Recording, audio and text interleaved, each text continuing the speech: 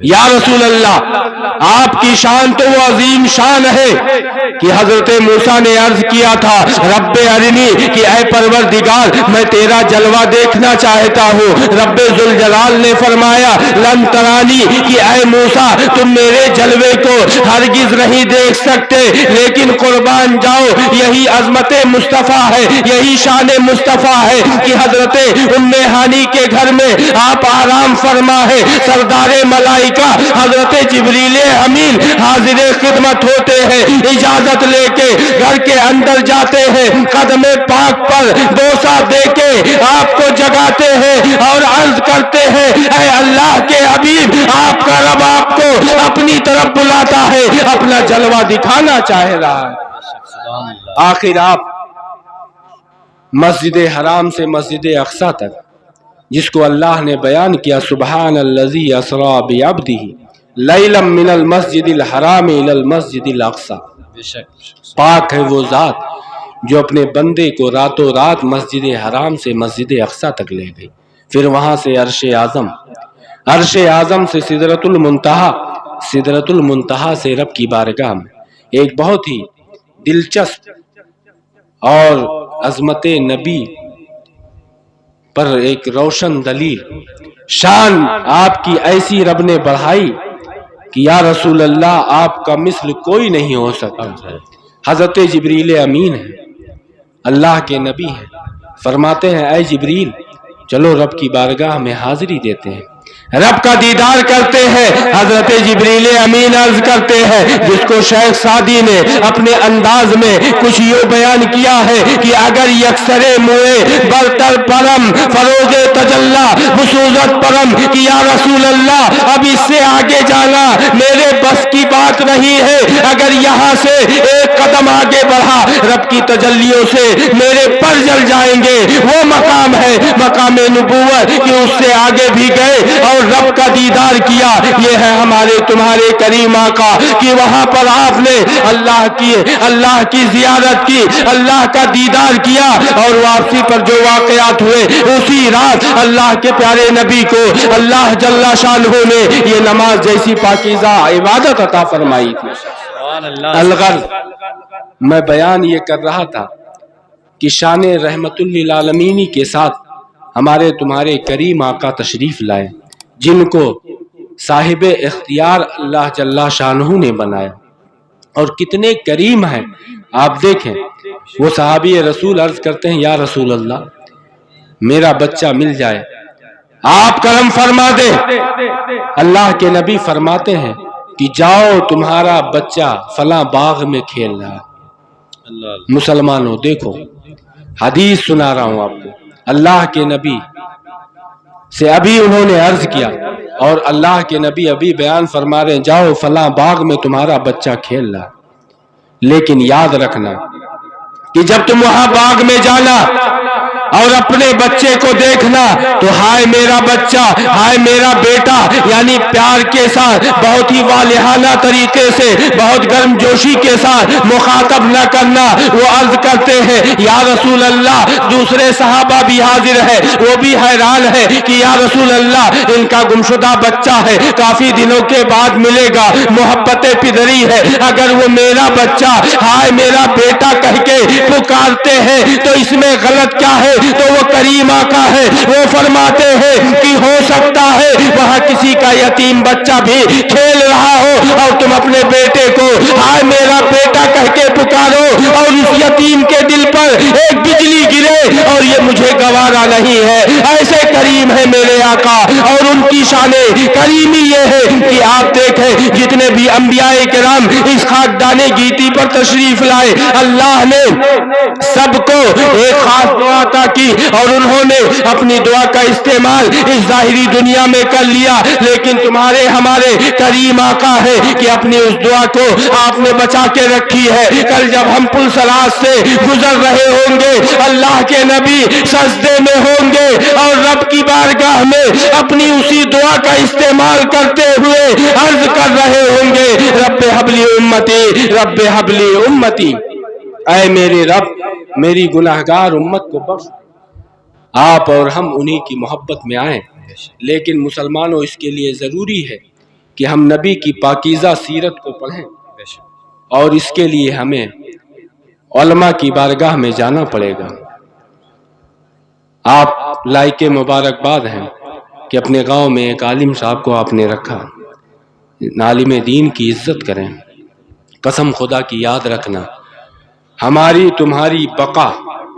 ہماری تمہاری زندگی اپنے اماموں کو آگے رکھنے میں ہے، ورنہ آپ دیکھتے ہیں کہ امام سے آگے ایک ہی وقت ایک ہی مرتبہ انسان ہوتا ہے، اس کے بعد ایسا روپوش ہوتا ہے کہ نظر نہیں آتا ہے، اور وہ کون سا منظر ہوتا ہے جب روح قفس عنصری سے پرواز کر جائے۔ ہم جنازے کی صورت میں ہوتے ہیں تبھی امام سے آگے ہوتا ہے، ورنہ چاہے وہ نماز ظہر ہو، چاہے نماز عصر ہو، مغرب ہو، عشاء ہو، جمعہ ہو، عیدین ہو، فجر ہو، کوئی بھی نماز ہو، جتنی بھی نمازیں ہوں گی امام کے ہم پیچھے ہوں گے۔ ہر معاملے میں ہمیں امام کے پیچھے ہونا چاہیے۔ امام کا مطلب ہی پیشوا ہوتا ہے، اور کل بروز قیامت اللہ جل شانہ ہر امام کے پیچھے ان کے مقتدیوں کو ان کے پیچھے بلائے گا۔ اور ظاہر سی بات ہے، اگر تمہارا امام سنی صحیح العقیدہ عالم دین ہے تو تمہارا حشر بھی انہی کے جیسا ہوگا، کیونکہ اللہ کے نبی فرماتے ہیں کل بروز قیامت المرء مع من احب، کہ انسان اسی کے ساتھ ہوگا کہ دنیا میں جس سے محبت کیا کرتا تھا۔ قربان جاؤ اپنے نصیبے پر کہ ہم حضور سیدنا غوث پاک سے محبت کرتے ہیں، حضور خواجہ غریب نواز سے محبت کرتے ہیں، اولیاء کرام سے محبت کرتے ہیں، حضرت سید شاہ بخاری علیہ رحمہ سے محبت کرتے ہیں۔ ہمیں امید قوی ہے کہ اللہ جل شانہ ہمارا حشر بھی ان کے ساتھ فرمائے گا۔ تو یہ نصیبہ ہے ہمارا، لیکن ایک بہت بڑا المیہ بھی ہے کہ آج ہم تعلیمات دین سے دور ہوتے چلے جا رہے ہیں۔ یہ بہت افسوس کی بات ہے، ورنہ مسلمانوں وہ زمانے میں معزز تھے مسلمان ہو کر، اور ہم خوار ہوئے تاریخ قرآن ہو کر۔ ہماری کیسی کیسی تاریخیں ہیں، کیسی ہسٹری ہے۔ آپ اگرچہ بھول گئے ہو، لیکن کیا سمجھتے ہو کہ غیر بھی بھولے؟ اسلام یہ بڑی مشقتوں کے بعد، بڑی قربانیوں کے بعد آج جو آسانی کے ساتھ ہم شان اسلام کے ساتھ رہتے ہیں، یہ ہمارے اکابر، ہمارے اسلاف کی قربانیوں کا نتیجہ ہے۔ اللہ کے پیارے رسول کا زمانہ یاد کرو، غزوہ خندق کا موقع ہے، صحابہ کرام ہے اپنے پیٹ پر پتھر باندھ کے خندق کی کھدائی کر رہے ہیں، اللہ کے پیارے نبی بھی موجود ہے، پیٹ میں کچھ ہے نہیں، پتھر پر اپنا پھاوڑا یا اوزار جو بھی ہے اس زمانے کا وہ چلاتے ہیں، پتھر نہیں ٹوٹتا ہے۔ اللہ کے نبی کی بارگاہ میں عرض کرتے ہیں یا رسول اللہ فدا کا ابی و امی، یہ پتھر نہیں ٹوٹ رہا ہے، قربان جاؤ سید الانبیاء پر، قربان جاؤ اس نبی معظم پر کہ جن کی شان یہ ہے کہ بعد از خدا بزرگوں۔ تو یہ قصہ مختصر کہ یا رسول اللہ آپ سے بڑھ کر کسی کا مقام نہیں، اللہ جل شانہ کے بعد سب سے اونچا مقام آپ ہی کا ہے۔ جب صحابہ نے اپنا درد ان کی بارگاہ میں بیان کیا تو جانتے ہیں اللہ کے پیارے نبی نے وہ اوزار لیا اور پتھر پر چلایا۔ جب پہلا چلایا پتھر ٹوٹا، سرکار نے ملک شام کی فتح کی بشارت دی۔ کہہ دیجئے سبحان اللہ۔ ابھی چند مٹھی بھر مسلمان ہیں، اور خندق کیوں کھود رہے معلوم ہے؟ سورہ احزاب کر کے قرآن پاک میں ایک سورت ہے، اس کو پڑھاتے ہیں ہم، پڑھنے کا شرف حاصل ہے۔ احزاب گروہ کے معنی میں ہوتے ہیں، حزب کے معنی گروہ، احزاب اسی کی جمع ہے۔ جب سارے دشمنان اسلام ایک جٹ ہو کے مدینہ طیبہ پر چند مٹھی بھر مسلمانوں کے وجود کو ختم کرنا چاہے،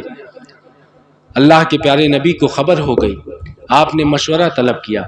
کہ ہماری تعداد بہت تھوڑی ہے، کیسے ہم ان سے اپنا بچاؤ کریں، کیسے اپنی حفاظت کریں؟ اللہ کے نبی دعا فرما دیتے، اللہ ان سب کو تہس نہس فرما دیتا، لیکن نہیں، تدبیروں کا سہارا لیا، نوجوانوں کو میدان کارزار میں آنے کا، ایک پیغام دیا، کچھ کر کے دکھانے کا جذبہ پیدا کیا، اور یہی نہیں کہ صرف حکم فرما رہے ہیں بلکہ اللہ کے نبی خود اپنے ہاتھ میں اوزار لے کر پتھر پر چلا رہے ہیں۔ اللہ کے پیارے نبی ہیں، صحابہ سے مشورہ کیا کہ ان سے بچا کیسے جائے۔ حضرت سلمان فارسی ہے، ملک فارس کے رہنے والے تھے، انہوں نے عرض کیا کہ یا رسول اللہ، ہم نے اپنے ملک میں دیکھا کہ جب ہم کسی سے کمزور ہوتے تھے، دشمن زیادہ ہوتے تھے، تو ہم اپنے ارد گرد خندق کھود لیتے تھے، اس میں آگ جلا دیتے تھے، اور اس طریقے سے وہ ہم تک نہیں پہنچ پاتے، اور کچھ دن بعد عاجز ہو کے وہ چلے جایا کرتے تھے۔ اللہ کے نبی کو یہ مشورہ پسند آیا،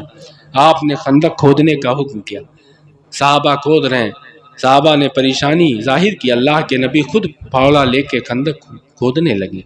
سبحان اللہ۔ پیارے کریم آقا، ہماری تمہاری بھلائی کے لیے اس زمانے میں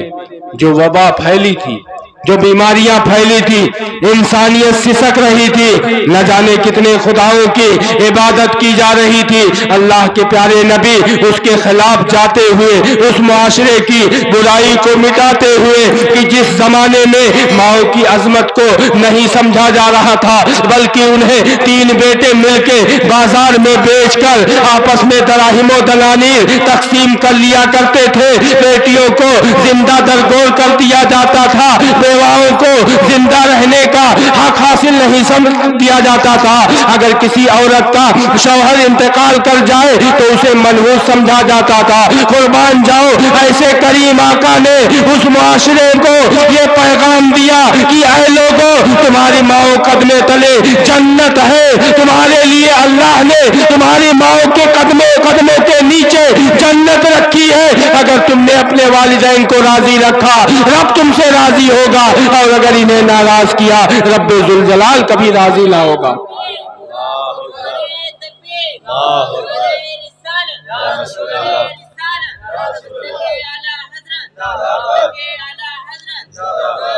بیٹیوں کو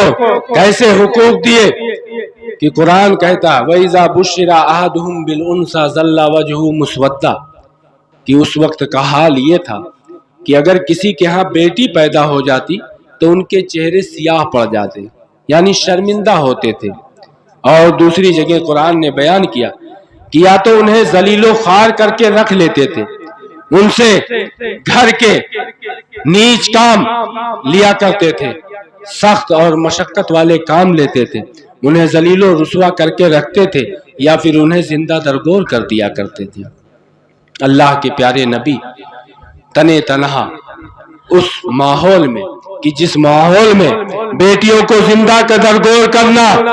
کرنے پر فخر تصور کیا جاتا تھا، جس زمانے میں لوگ بیٹیوں کو ذلیل و رسوا کرتے تھے، اللہ کے پیارے نبی کے گھر جب سیدہ ظاہرہ طیبہ طاہرہ جان احمد کی راحت پر لاکھوں سلام، جن کا آنچل نہ دیکھا ماہ و مہر نے اس ردائے نزاہت پہ لاکھوں سلام، آپ جب تشریف لاتی ہیں یعنی حضرت سیدہ فاطمہ الزہرا کی پیدائش ہوتی ہے، اللہ کے نبی نے یہ نہیں دیکھا کہ آج لوگ پڑھ کیا رہے ہیں، چلن کس بات کا ہے، بلکہ یہ دیکھا کہ رب کیا چاہتا ہے، تو رب کی منشا یہ ہے کہ بیٹیاں یہ خوشی کی چیز ہے، اس لیے آپ نے بابا کے دوہلے اعلان فرمایا کہ فاطمہ میرے جگر کا ٹکڑا ہے۔ لہذا ہماری بہنوں کو چاہیے، ماؤں کو چاہیے، بیٹیوں کو چاہیے کہ آج اگر ان کو باپ سے پیار ملتا ہے، بیٹوں سے عزتیں ملتی ہیں، شوہروں سے حقوق ملتے ہیں، تو یہ صدقہ ہے رسول پاک کا، ورنہ معاشرے میں کیا حال تھا یہ میں ہی نہیں پورا زمانہ بیان کرتا ہے۔ ایک خاتون کا میں نے پیغام دیکھا جو غیر مسلم ہے، ہندو ہیں، لیکن وہ کہتی ہیں کہ آج نبی کی شان میں لوگ کیا کیا بکتے ہیں، لیکن ذرا سوچو میں اس نبی کی برائی کیسے کر دوں کہ میں نے دیکھا جس زمانے میں ایک بیوہ عورت کو جلا دیا جاتا تھا، ذلیل و رسوا کیا جاتا تھا، منحوس سمجھا جاتا تھا۔ اس زمانے میں وہ انسان کی جس کی شان ان کے صحابہ یہ بیان کرتے ہیں کہ وہ اتنے حسین و جمیل تھے، دیکھنے والے کہتے ہیں وہ احسن من کا لم ترکت عینی وہ اجمل من کا لم تلد النساء، جس کو بریلی کے امام نے کچھ آسان کرتے ہوئے یوں ارشاد فرمایا کہ یا رسول اللہ لم یات نذیرک فی نظر مثل تنشد، پیدا جانا جگ راج کو تاج ترے سر سوئے ہے تجھ کو شہ دوسرا جانا۔ یہ خوبصورت اور حسین نوجوان جن کی شان یہ بریلی کے امام نے تو بہت بعد میں بیان کیا،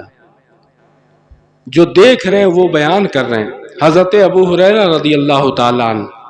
صحابی رسول ہیں، 14ویں کا چاند بڑے آب و تاب کے ساتھ چمک رہا ہے، کبھی سرکار کے چہرے کو دیکھتے ہیں کبھی چاند کو دیکھتے ہیں۔ وہ خود کہہ رہے ہیں میں اندازہ لگانے کی کوشش کر رہا تھا کہ کون زیادہ خوبصورت ہے، تو خود ہی کہتے ہیں یا رسول اللہ میں نے اندازہ کیا تو پایا کہ آسمان کا چاند اس زمینی چاند سے حسن کی خیرات مانگ رہا ہے۔ چاند سے تشبیہ دینا یہ بھی کیا انصاف ہے، چاند میں تو داغ ہے مگر آپ کا چہرہ صاف ہے۔ یہ کریم آقا، یہ حسین آقا ہیں کہ حسن یوسف پہ کٹی مصر میں انگشت زنا، سر کٹاتے ہیں تیرے نام پہ مردان عرب۔ حسن یوسف کے قصے آپ نے سنے، وہ حقیقت ہیں، بلا شبہ بڑے حسین تھے، لیکن اللہ کے نبی کی شان دیکھو۔ اعلیٰ حضرت سے نعت کہنے کا سلیقہ لو، اعلیٰ حضرت کا احسان مانو